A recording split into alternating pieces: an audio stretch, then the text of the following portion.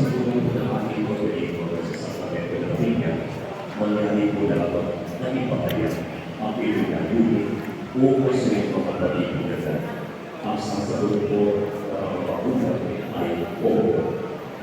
Bilang pagmamagilan ng mga batang ito, na nag-isip sila ito magdadang sa Sakramento ng Biblia upang pag-isa sa buhay ng Diyos ang maaari ng ating Sakramento Kristyano sa Tupon.